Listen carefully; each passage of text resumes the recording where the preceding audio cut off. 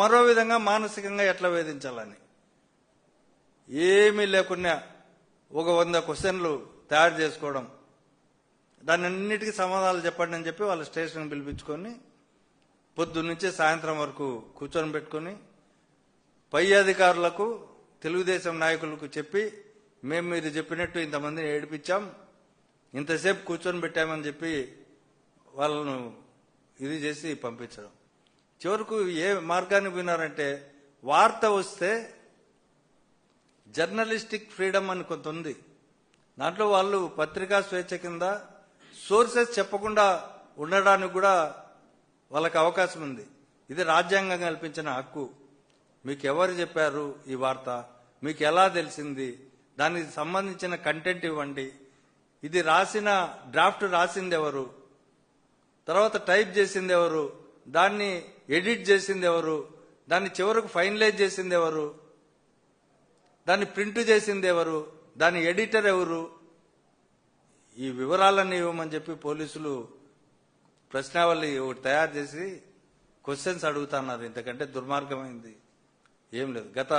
ఎప్పుడు జరగాల ఎట్లా గత 5 సంవత్సరాల కాలంలో కూడా జగన్ గారి ప్రభుత్వంలో ఈనాడు, జ్యోతి, మిగతా టీవీ ఛానళ్లు విచ్చలవిడిగా వ్యక్తిత్వ హననం చేస్తే, తర్వాత ఇబ్బందికరమైన రాతలు రాసిన, ఎలాంటి ఆధారాలు లేని వార్తలు రాసిన ఆ ప్రభుత్వ యంత్రాంగం ప్రభుత్వాన్ని పోలీసులను జగన్ గారు ఉపయోగించుకోలే, వాళ్ళకి ఏనాడు నోటీసు ఇలా, పత్రికా స్వేచ్ఛ పైన ఎప్పుడు దాడి చేయలే.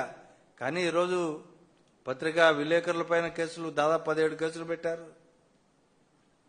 తర్వాత సాక్షి ఎక్కడా రిలే కాకుండా బెదిరించి కింద స్థాయిలో కేబుల్ ఆపరేటర్స్ని ఇది ప్రసారం కాకుండా చూస్తున్నారు. అంటే వీళ్ళు పూర్తిగా వీళ్ళు చేసే అరాచకాలు, దౌర్జన్యాలు ఏమాత్రం బయటికి పొక్కకూడదనే ఉద్దేశంతో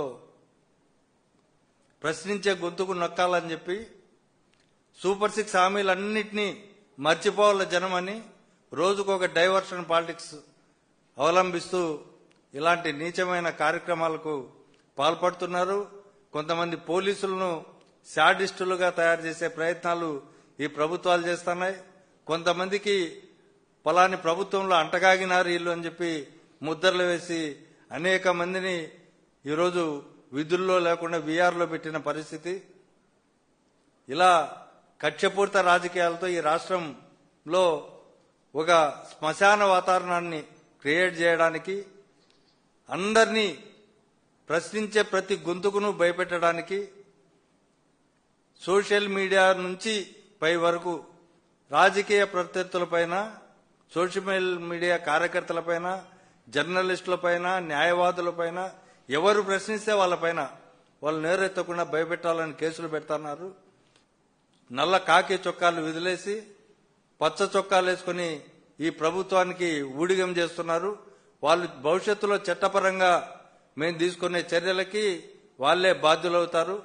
కాబట్టి ఇప్పటికైనా ఇలాంటి బుద్ధి తక్కువ, పనికిమాలిన పనులను, చట్ట వ్యతిరేకమైన పనులను మీ మనసు చంపుకొని, తర్వాత రాజ్యాంగం మీకైతే ఏం చెప్పిందో దాన్ని పాటించకుండా ఉండడాన్ని ఇవన్నీ మానుకొని సమాజ హితం కోసం పనిచేయాలని పోలీస్ డిపార్ట్మెంట్కు కూడా విజ్ఞప్తి చేస్తున్నాం.